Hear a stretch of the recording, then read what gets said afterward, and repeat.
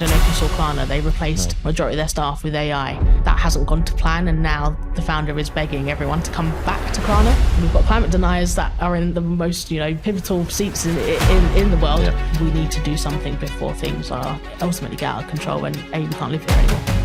If you see your leader talking about their mental health, you're definitely going to be much more inclined to have an open conversation about it. Hi Tas, and welcome to the Built to Perform podcast. Thanks for having me, James. No worries, great to have you on. To start off with, it'd be great to hear who are you and why do you do what you do? Yeah, so I'm Tas. I'll take it all the way back to the beginning for you. I think that'll be great. So I started my career at Foxtons within the property management department. I spent 6 years there doing various roles within the property management department. I left as one of the heads of department. And then I moved into recruitment. So recruitment isn't a thing that sort of came out of nowhere for me. It was something that I did for Foxtons sort of towards the end of my career there. And I really, really enjoyed it. I wanted to help people get on their career paths and also seeing people rise, I guess, throughout their career. So I joined a real estate and PropTech and ESG recruitment company called Cherry Pick People. And then I've been here for 3 years now. And so in terms of a move, like you say, it's something which you were doing a bit more of, but yeah. I mean, it is still a fairly different move from going from property manager to recruiter. Definitely, yeah, absolutely. I think, see, with the property management piece, it's a lot about, you're dealing with people's problems day to day, and it's in the most important thing to them. It's in their homes, right? Yeah. So some might say it's quite negative. Anyone that I talk to, they always say you're crazy for doing it. Why don't you do sales or lettings? But I enjoyed it. I like unpicking problems and getting, I guess, to the root cause. And once you have a solution, it's a win for everyone, even if you're not getting that pat at the back. But then I sort of noticed I was actually the relationship aspect of it. That's something that is sort of, I guess, if you have property management and recruitment, that's something that sort of bleeds together, really. So I was like, look, I like talking to people, I like building relationships. We built a relationship sort of, from not knowing each other. So that's why I thought the recruitment piece comes in, and that would suit, I guess, my personality and what I want to do moving forward. I also had a really big interest in, I know there was more tech beyond Foxtons to look at. And I really wanted to get into the world of finding more about them. I'm quite inquisitive by nature, so I want to speak to lots of different people. I might not know everything, but it's that education piece. I want to learn from you. Maybe I'll be able to teach you a couple of things as we go on as well. And I guess, like you said, kind of as you probably progress in your career in a role in a particular company as well, your day-to-day becomes more and more people management and also recruiting yourself, doesn't it? So yeah, you probably, absolutely. I guess it is the transition piece was happening naturally in terms of your promotion. And, going from Foxtons where we were a floor-wide, probably about 60 team. I had like 12 direct reports to actually losing that, but actually gaining, I guess, when you think of clients and candidates, they're kind of reporting into you because they need something from you. So definitely a change of sort of pace in terms of the way you work. For me as well, I think at Foxtons I was, Monday to Friday, it was in the office. Went into recruitment, it was a little bit more relaxed in terms of expectation around coming into the office. I think selfishly, from a point of looking at a move, I kind of wanted that. I wanted to step back a little bit, enjoy my life per se, and do something that I could really be invested in, but also help a couple people at the same time. I think that's quite fruitful for me. What brought around that change? What was the moment which you said, right, I'm going to move from this world, which is this, to this recruitment? That's a good question. I think for me, quite honestly, I had thoughts of moving, but I never sort of was like, I'm really motivated to move. But quite a few things changed in my life. I met my wife, we got married. We obviously had COVID as well, which made me really reevaluate everything as well. I've gone from working in an office Monday to Friday to I'm at home with everything, and I'm on top of, I guess, you're just the life admin that sort of you lose. But I think there was one evening I came home and I was like, I don't want to talk to anyone. I don't want to talk to my wife. I don't want to do anything. I just want to go to bed. And that was a real turning point for me, where I couldn't maybe give 100% to a relationship because of work. And then I was like, all right, I need to check myself. And for me, I was like, I need to do something that is going to, I guess, liven my soul up a little bit. Yeah. Because I feel like I'd lost myself in that regard. So yeah. Yeah, I think probably if most people are honest with themselves, there's probably points in their career where their mental health probably isn't being where they wanted it to be, and it's realizing that and doing something about it. Yeah, definitely. That was part of it, I guess. Yeah, absolutely. And I think we don't talk about it enough. It's that burnout piece, right? But then burnout has, I feel like, become quite. It's become very corporate. It's become commercialized, and I think a lot of badge people of honor. Badge of honor, right? And I'm like, it's not a badge of honor. You don't want to be working and getting to a place where you are burning out and wearing it as a badge. A lot of attitude, a lot of people that I've spoken to or crossed paths with, it's like something that is a part of life, I imagine. And that's like not the life I want to be living, where I'm constantly burnt out and I don't have that zest for life, and you kind of want to just stay in bed all day. So that's the real turning point for me. And I think we all need to be a bit more honest around that conversation about what are your sort of boiling points, where are you going to say, okay, enough's enough? Yeah. And then doing something about it as well. Yeah, absolutely. A lot of people recognize sometimes that they are at that point, but then they won't do anything about it, or they're scared to make a change. And I see that day in, day out doing recruitment, people who are quite, I say the word comfortable, and I'm like, that's maybe not the right term to use. If I hear someone's comfortable, I'm like, well, you're running out of challenges, so surely you need to push yourself either into something new at your current place, or change the trajectory of your career.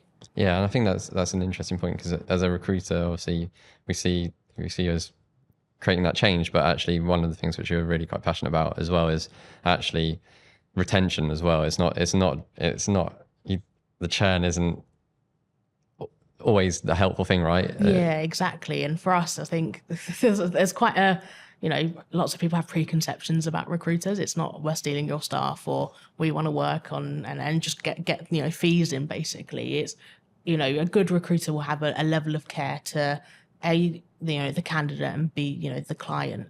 And if a candidate says to me that they're going through X, they're burnt out, we won't talk about a career change immediately. We'll talk about what they can do in the interim. And if, going through that journey means at the end of it, they're like, okay, I think I'm ready to change roles, then so be it. And, I had an interesting candidate who I recently placed, and she, wasn't particularly enjoying work.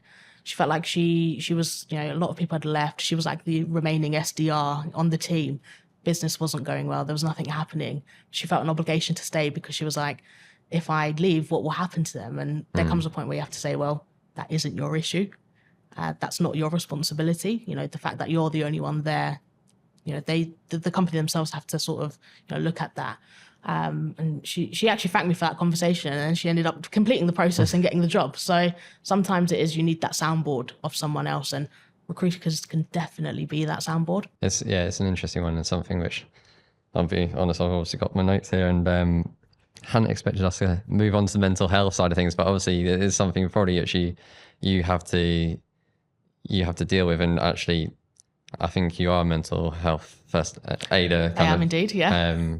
Was that from your time at Foxtons? Yeah. So, Foxtons, they do a lot in terms of like the training of the extras, and they're an amazing organisation to start your career and do really, really well in.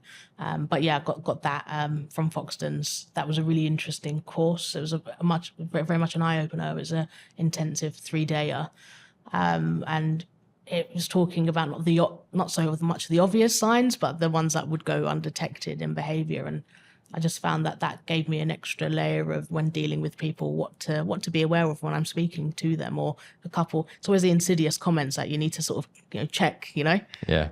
I think from obviously being around the industry for quite some time, the industry is pretty fraught with it, and there's probably some old school thinking which still wrapped around it, and people aren't quite still open about talking about it. And I think the more people talk about it, the more they are talking about it, the better everything will be, right? Absolutely. If you see your leader talking about their mental health, you're definitely going to be much more inclined to have an open conversation about it.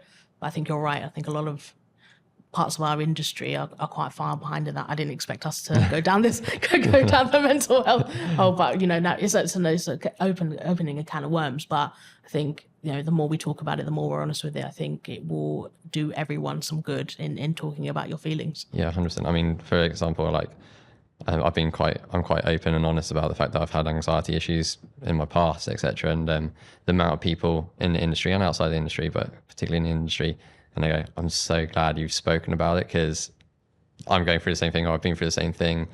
I haven't told anyone until you've opened up about it, and then they can start speaking. And it's actually the talking about it to other people is where you start to really see your improvement and get better. It's almost like that penny drops for them. It's like, oh, actually, I'm not the only one suffering about that. And I'm like, actually, most of us in this room are probably got some kind of mental health going on. Anxiety, something that's very sort of close to me as well. It's something that I had and still have till this day. I don't think you have anxiety and it never goes away. No. I think ultimately you can have all the therapy or all the medication pushed onto you, and it's something that I think you then manage by A, being honest with you, and B, having your own strategies and what works for you, because it's not one size fits all, unfortunately. No. You've moved into a focus on real estate and PropTech and ESG in particular.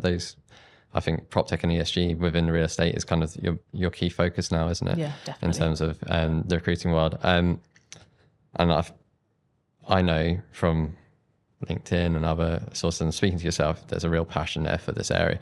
Apart from obviously your background in more of the, I guess, non-commercial real estate world of Foxtons, what's driven that passion for you in terms of PropTech and ESG? So I think there's particular PropTechs that I'm more inclined to really love and be passionate for.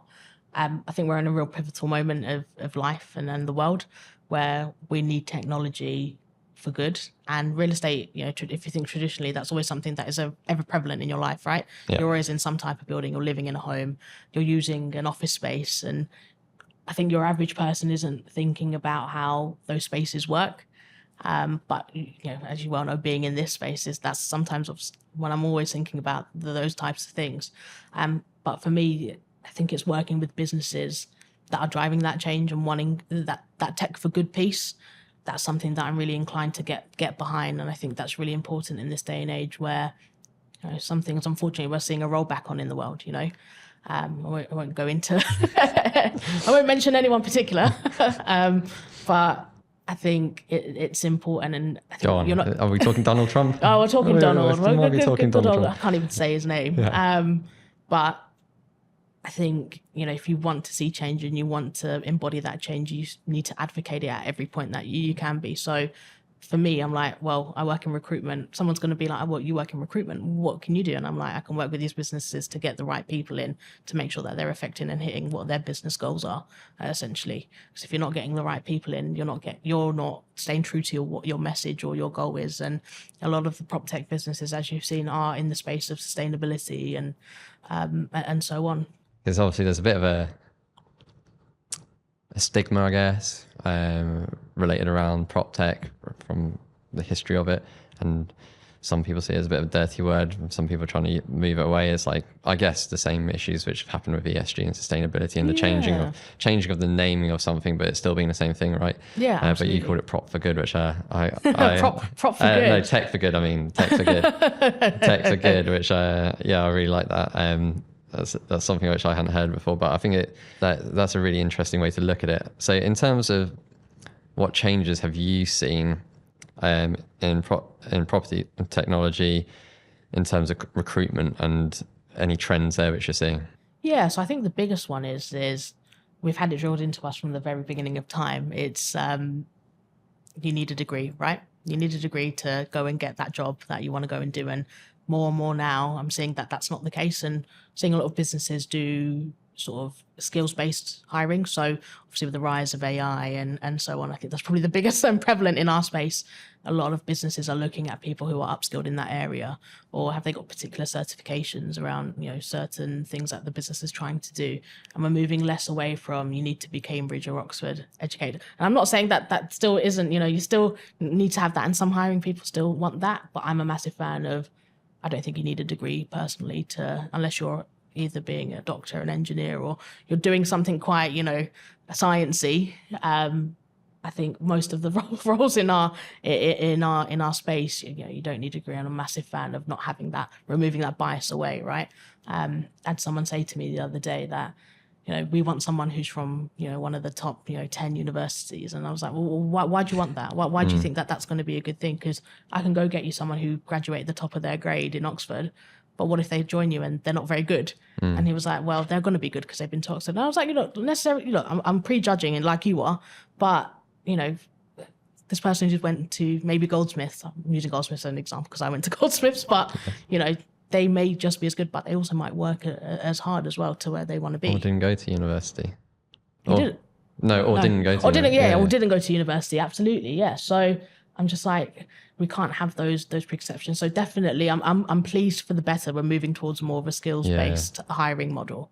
And not just the skills. I think there's the skills based, but also something for me in terms of the hiring thing is obviously we have some quite specialist roles, right? And what we're doing, right? We're dealing with M&E and controls, etc. in buildings, right? And property. So there's got to be some specialisms there, but actually it's a person as well. Yeah, and I definitely. think it's the skill and there's also the person who can fit into that team and the dynamic of the teams as well, which I think people are starting to wise up to that a little bit more and looking at the fit a bit more. Absolutely, and I like that you do that because for me, I call it the skill versus will analogy. So if someone's got the skill, fantastic, but do they have the will to or the capability, or a good friend of mine, Rupert, will say aptitude to do the job, and sometimes 5 times out of 10, perhaps not. Yeah. So I think that looking at the will, should we say, is a big thing for me as well. If you're not quite got everything, but there's something about you where I know you're going to come in and work hard and you're going to be a sponge and you're going to soak everything up, then I'm going to encourage that risk to be taken. Yeah, exactly. Yeah, I mean, I had a really interesting chat with Max Jones of 0 Degrees. Yeah. He's obviously all about school leavers and coming into industries from the school leaver route rather than going through the university side of things. And I'm all for that. I think if you've got a passion and you want to get into industry, you shouldn't be held back by it just having a university degree. And let's diversify the workforce a little bit, guys. I mean, I feel like we have this, I'm still having this conversation, and I've been having this conversation for the last 10 years. And I feel like I'm always still at the start. Don't get me wrong. I think we've got a lot better in having those, points and removing those biases. But then I think with the rise of AI, we know AI can be inherently biased, so because it's being trained in that way. So I think we'll probably move on to a bit more of the diversity piece in a bit, but I think again that's a really important thing to have. And going back to the sort of skills aspect of it, something that I really want to teach hiring managers is how do you remove those unconscious biases when you're speaking to people? How do you remove that affinity? You went to Oxford, I went to Oxford. Of course, you're going to feel an instant, connection. We need to remove that because you're immediately being biased. It's hard though, isn't it? It's unconscious. So yeah, it's breaking down something. Guilty. I do it still, but it's having that the awareness yourself. Yeah, exactly. Being aware of it. I think I did that. Yeah. How do you go about being successful and getting great matches between candidates and companies? So I think it really starts with qualifying the client and the role that they're looking for. For me, I will say no to a company if they they email me, they send me the brief in the email, and then they ask for CVs, and that's the third line, and that's all one email. What I want to do is, great, we've got a role on. I want to jump on a couple calls with you to really understand, A, your motivations to hire, and B, who is it that you want to hire. So I think the qualification piece is really, really important. I think a good recruiter will do that. For me, it's important to understand, what are your non-negotiables versus what can we what's probably not important. And then the second thing is having a really good and structured process in place. I think where a lot of recruitment processes fall down is lack of transparency around what the interview process is, who you'll be meeting at every point.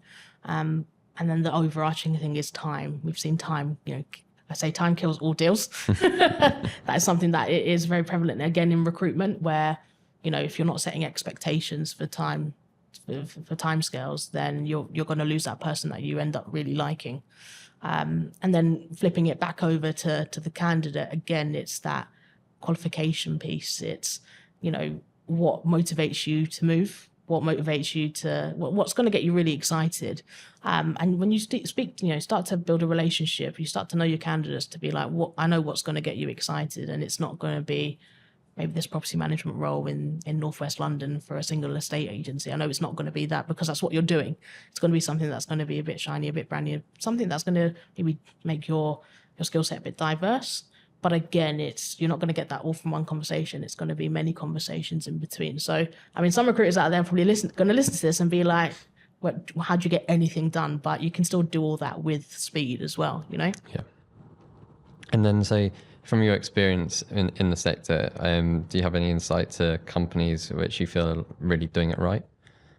And then also, how can others in the industry learn from that approach? That's a good question. I think I'll shout out. So there's two companies that I've worked with previously. That's XWatts and Brick Lane. I think what they've done is they've realised actually we don't have anything in place in terms of talent acquisition process at the moment. They've come to us to ask for that. It's gone beyond we're hiring for this role, can you help us? It's we're hiring, but we need help building out a process or how to interview, etc. And I think where I've seen the greatest successes in getting good people in is because they've worked with a recruiter who is able to just support them beyond just sending CVs and making anything try to stick. So I think those two are doing it right in terms of the way that they qualify, the way they get people into process, and then managing that process as well. And I'm going to plug here, but you should always have a recruiter, if you can, and the budget allows, for you to help manage that process as well. There's nothing more painstaking than getting to an end of a process and if someone doesn't take the job because of a really small minor thing that could be rectified.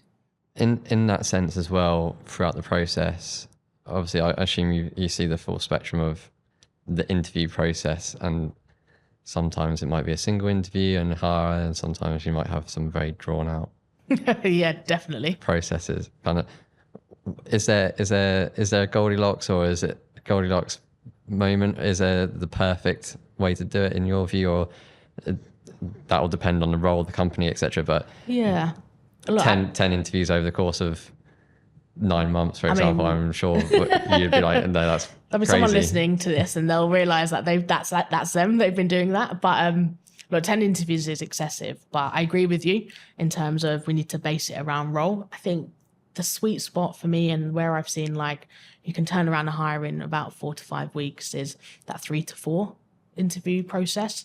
But it's also about diversifying how you're doing that. So maybe your first stage is a Teams call for 30 minutes, just a really nice soft opener. Second is maybe getting them to come in, doing a little bit more competency based. A third, I like a task. I think if it's appropriate to do a task, then do so. And I think if it's relevant to a role, we had one where, we had a marketing role and the candidate had to do presentations about how they would market the product, essentially, or a new product that's coming to the business. And then the fourth and final, I like to keep it nice and light. By that point, you should know if you want to hire this person. Go out for a coffee or have, a 30-minute coffee chat. I think it's good to humanize the process and just not think it's candidate 1, candidate 2. It's, do I get one with this person day to day? Also really important for the candidate. Can I see myself working here with these people as well? Yeah, no, that's good to hear. I'm a big fan of the. If someone says 10 coffee stages to me, I'm like, no way. Yeah. I'm not working that. No, and I'm a big fan of the coffee chat as well, mixed in, because I think breaking them out of the traditional interview setting is hugely beneficial. Because I'm not very good at being in an interview or exam setting, but I know outside of that I'm pretty strong at other things. So it's being able to see that. Yeah, absolutely. And I think there's something about having a coffee chat that disarms yourself and also the person that you're speaking to as well. It gets them to relax a little bit, and that's when you can really find who you're truly hiring, and it's not, it's not a massive. It's not a 30-minute window is not a massive glimpse, but you get an air of what this person is about, and you want to get the best out of them, right? So you need to start learning those things, and that doesn't need to just happen on day one where they start and turn up for the role. Yeah. And then in terms of the industry and its changing face, I guess probably slowly changing face, but changing face. What innovation are you seeing in the industry which is exciting you? And obviously we'll probably talk about AI, but kind of what are you seeing at the moment in terms of technology innovation, which is really exciting you in terms of where the commercial real estate's going? Yeah, absolutely. So I think obviously we have to address the elephant in the room, which is AI. I think a lot of people. I mean, look, I'm an embracer of AI. I think it can do amazing things, but we need to use it responsibly. And I think that's where we're going. And I think, look, most companies I am seeing, they're doing it right. They're integrating it in the right ways. They're not replacing their people. I think there was a Australian founder who replaced. Actually, no, we'll talk about Klarna. Actually, I don't know if you saw Klarna. They replaced majority of their staff with AI. That hasn't gone to plan, and now the founder is begging everyone to come back to Klarna. It's really interesting. It interests me, so I'll have to send it to you. But I think that's the wrong way to do it. The way we're seeing it used in commercial real estate, for example, is the way people are being monitored and how they're using the building, but not necessarily needing someone there to do that. It's you can have a bit of software, you can have a bit of AI to do that, and I think that's really exciting. I guess from a recruitment perspective, recruiters, they're great at the best recruiters is it's all about relationships. So the admin we're not so good at. I don't mind the admin from time to time because it's something that you can just do, but why would I want to spend half my time doing admin when I can get an AI to do it for me and I can focus on actually building those relationships? So I think for me, AI is polarizing. I love it. We need to use it responsibly. There's also the piece for me going back to the tech for good is obviously impact on planet as well. I was looking at what one prompt in ChatGPT does to the planet, and I'm like, okay, do we really need ChatGPT to write our shopping lists or write me a meal plan for the week? No, probably not. So again, it's around that responsibility piece, but again, that comes down to education ultimately, and that has to start from from school age really, as this sort of I guess snowballs into what it might be in 10, 15, 20 years. Yeah. And then what is the impact which you think is going to happen for yourself in your role as well with AI? Because obviously, like I said, you're embracing it, you're utilizing it to kind of as a co-pilot, I guess. Absolutely. But do you see it going further? Definitely. I think so. I think living in this world for 30 years, you become maybe susceptible to being a bit pessimistic about things like that. Look, I do, we've started to see already. I've just mentioned the Klarna thing. I think that there'll be people out there that want to replace their workforce with AI because it's more cost effective. I think it's something in recruitment. I think it's something that you just can't do, unfortunately, because recruitment's built on relationships ultimately. People say it's a sales role. I'm like, no, it's a relationship-led role. There's some sales aspect to it, which I enjoy less of. But ultimately, can a chatbot or someone, a bit of tech sitting inside a computer, can that ultimately run relationships for you? I don't think so. So I think there'll be someone out there who invents there probably is someone in the recruitment company who's got some AI agents going, but how successful are you going to be? And also we know that it's not completely foolproof as well. Going back to it has its biases, right? I think I was jumping on the trend of everyone doing those action figures. Do you remember on LinkedIn getting it through ChatGPT? And I was like, actually, this is making me more white than Asian. And I was like, there's a bias right there. And then I started seeing some other people who had done it. And I was like, actually, that's really interesting. That's starting to make me think. So yeah, I think in terms of the space itself, there'll be someone who does it, maybe, I'm hoping it doesn't go that well, to warrant merit for us to actually do the frontline stuff. Yeah, I mean, we saw in the news about Workday, for example, didn't we? Yeah. About the bias. Their ATS system, filtering out things. And again, that's something that I we'll talk about with candidates day in, day out, sending hundreds and hundreds of applications and they're being filtered out by an AI system due to keywords or, the It was work age, that's- wasn't it? I think it was over 40s, wasn't it? Yeah, absolutely. So again, it's always comes back to, are we using it responsibly? Are we educating our people about it? If AI's gone through something, can we trust it enough that a human needs to go back through it? I don't think we're quite there yet. Yeah, and I think a big issue with that in terms of the wider look is, and we've still got this huge issue, which is really the gender data gap, right? Which we've got in the industry, but worldwide in pretty much every walk of life, there's this massive gender data gap that typically when research is being done, it was historically done on me, right? Sat in an office wearing a polyester suit, right? And back in the suit navy. Yeah, it was probably navy. You were probably wearing a tie, and it's back in the 60s. And a lot of our data modeling, a lot of the research still exists from back then. And if we're still utilizing that to inform how we're doing stuff now in a much more diverse world, and also office, if we're going down to that level, we're not going to be getting it right still. No. based on the fact that the data still is working off It's too old. Yeah. and very undiverse data. Yeah, absolutely. Definitely. I agree with you. And I think, diversity again is a massive buzzword. Again, we're seeing rollbacks by Donald. Yeah.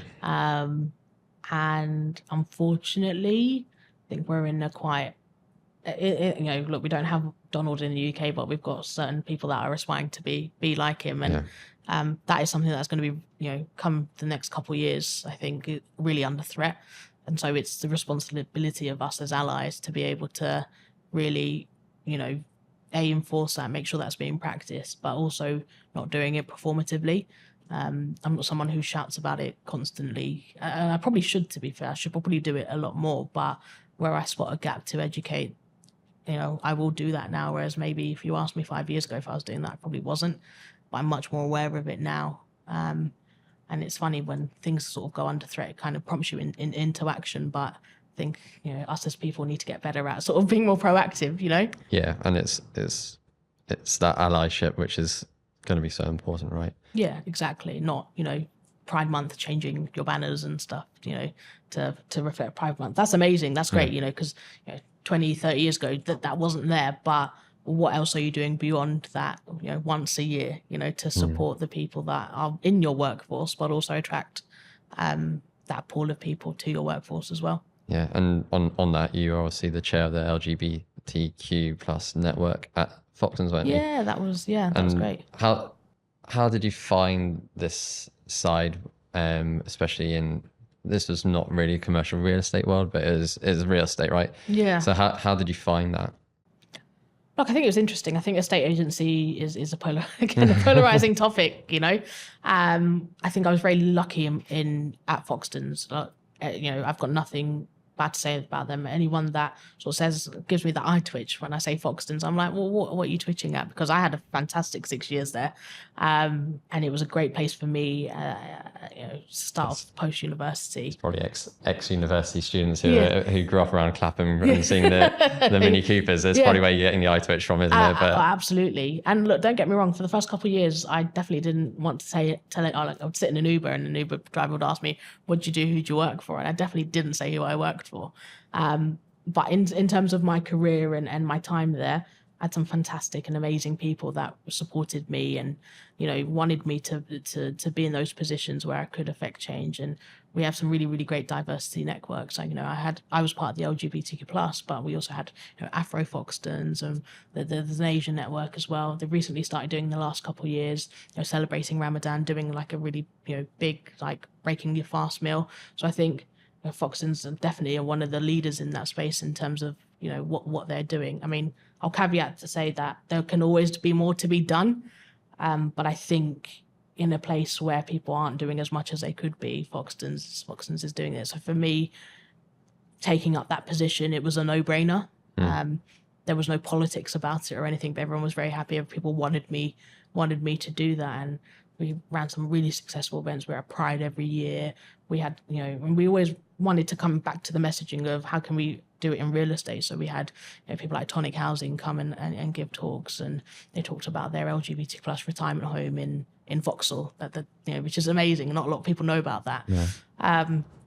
And just basically bringing everyone together who's either, a queer person or, wants to be a really good ally, and showing them how that can be done and what that means to, someone like me.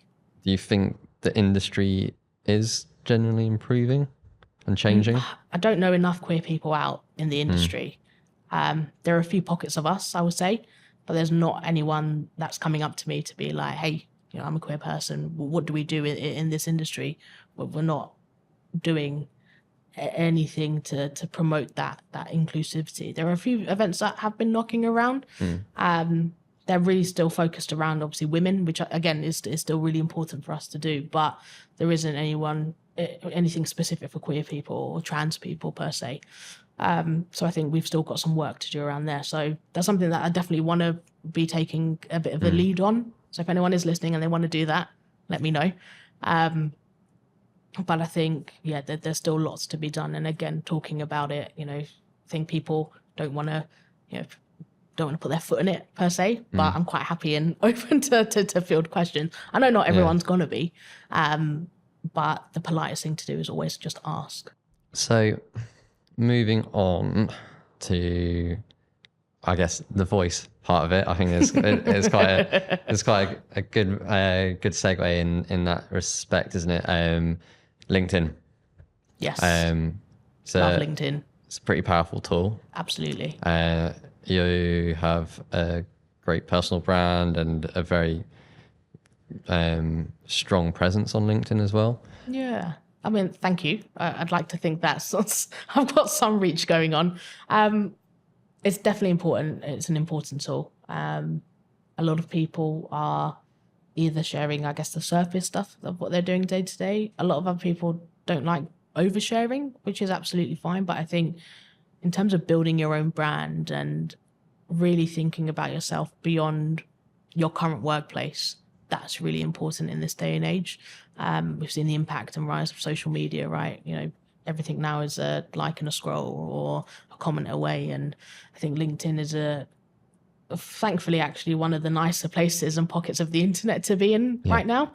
I think it's important to network, and you're only going to network if you're putting stuff out there. So, I say this, I've been lax, I haven't posted in a week, but I think it's important to be able to build, and in order to do that, you need to be posting about things. And it's just not I'm celebrating a promotion or I'm celebrating moving jobs. It's what are you doing day to day? How's that going to add value to the people in my network? What do they want to see? And what also for me is, previously what posts have done really well. The ones that I found is if you have a really good controversial hook, people love that.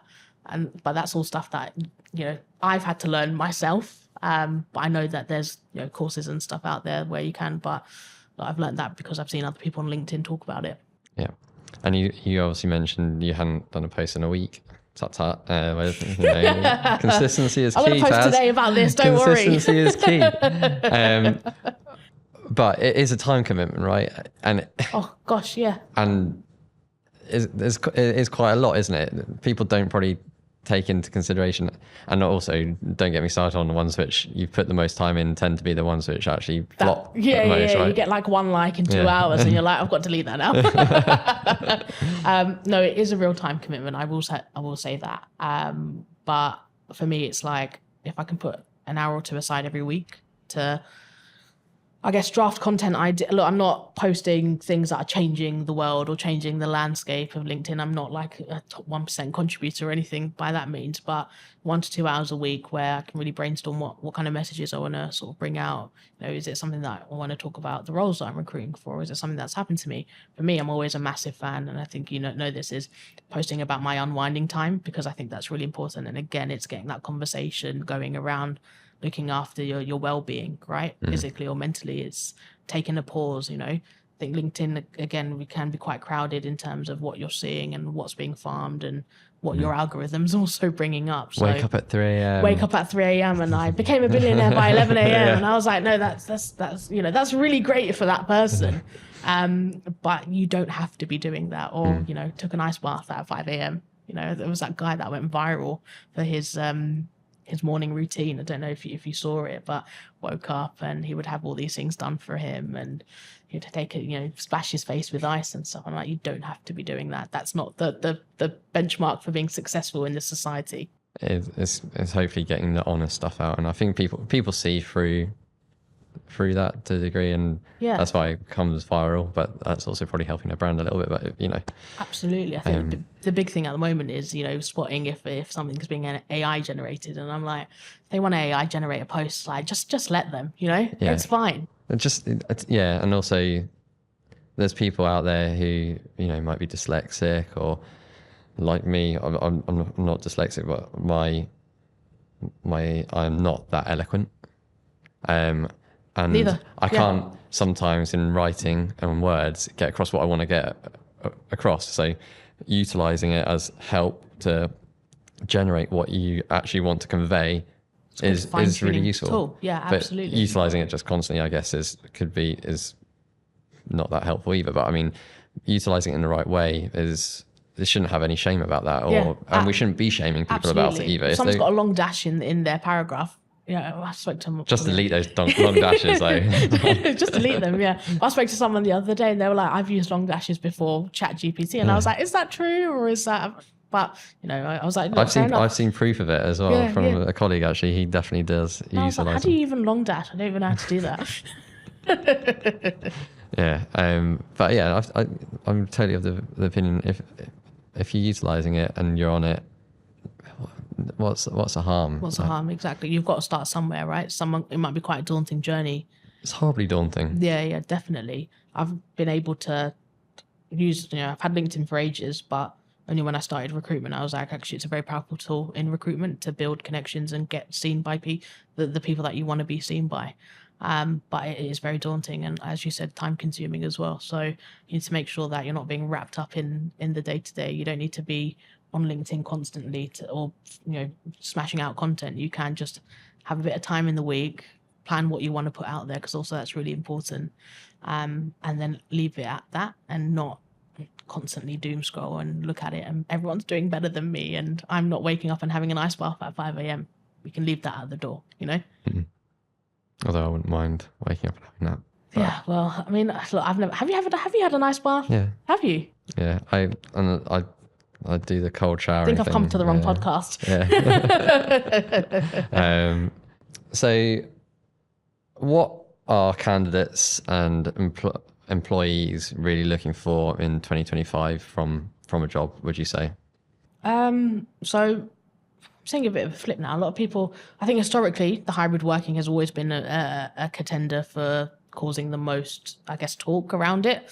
That's been a very debated topic. I think, look, right now where we are as an economy, right, interest is being cut, but again, we saw this morning, inflation's like the highest, right? Wages are stagnant. I think for a lot of people, it's cost of living is going up. They need some more money around their security, right? Mm-hmm. So I think salaries is I think probably trumping the can I work from home? Yeah, that question. I still think can I work from home? Work from home is still very much a prevalent question.